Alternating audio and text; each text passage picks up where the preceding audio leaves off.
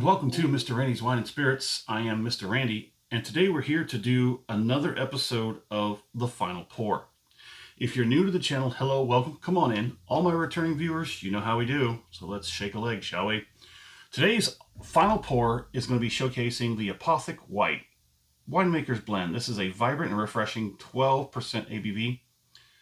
So we've already took a look at that. Let's go ahead and get the show on the road. Let's not dilly-dally. Let's go ahead and...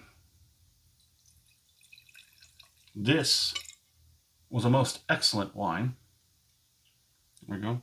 It's got a very nice light, almost Chardonnay sort of, well, they may be because this was made from a blend, a 3-part blend. It was a Chardonnay, a Riesling, and a Pinot Grigio. Beautiful. Still no idea of how much is of each, but it is a beautiful wine, an excellent wine. It's my most favorite, or most well-liked wine, white wine, that I think I've ever had that I can remember. So for the price, this is crazy. This is a very nice, very excellent, grossly underpriced, probably underrated as well. I could not find any information that said about what awards it made or what kind of score. I think it did get one score like up in the 90s or something from some wine.com or something. But that was a couple days ago, I think, is when I looked that up for this review.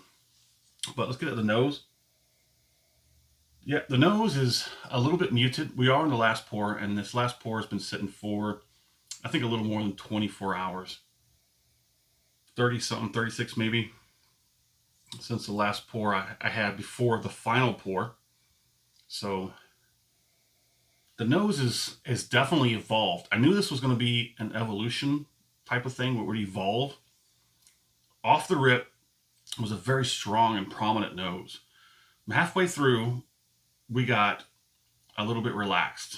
It wasn't as high punchy. It wasn't as I don't want to say offensive, but sort of, aggressive, so to speak. Now we're here. Now things are really mellow.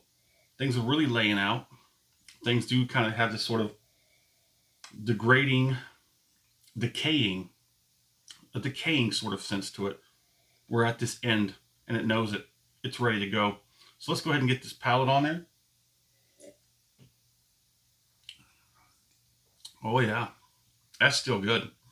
I think it got better. Like I think I said this was going to get that way, that the palating was going to be better. No, not better, but different. It was going to change because it was going to evolve. It wasn't going to be better. It was just going to be different. So let's get the second one on there. I'm ready to go. This thing's ready to go too. Well, that's very easy, very smooth. You definitely get the Chardonnay, the Riesling. I don't even remember the last time I had a Grigio, a Pinot Grigio. But you still get all that peach, pineapple, and apricot, I do believe it was. Peach, pineapple, apricot. The dryness is sort of leveled out as well. It wasn't as much on the palate as the drying as the first two parts.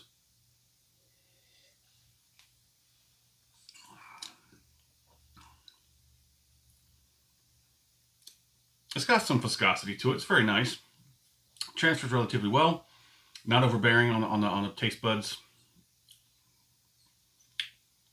It really does have a very nice settling to it.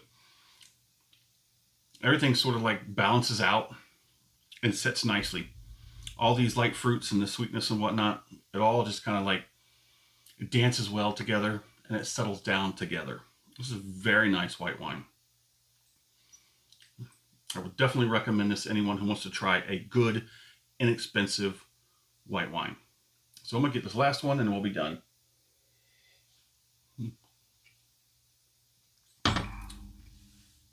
Oh yes. On the back end, you're getting some of that sort of tartness that you would get out of some light fruit. Once you get past the sweetness, there's a little bit of tartness, like the pineapple. You do get a little bit of tartness out of the pineapple and the apricot. The peach is pretty much sweet, juicy sweetness right up front. But yeah, this is a very excellent white wine, especially for the price. This is definitely underrated, and I'm just now starting to get into the wine communities in the social medias and whatnot. I was heavy into the spirits, the whiskeys, the bourbons, the scotch, you know, stuff like that. Now I'm starting to trend more into the wines, and then eventually we might get into the beers, the brews and whatnot. So there it is. Final pour, Apothic White. Let me know what you think in the comments. And as always, thanks for stopping by here at Mr. Randy's Wine and Spirits. Let's have a good one.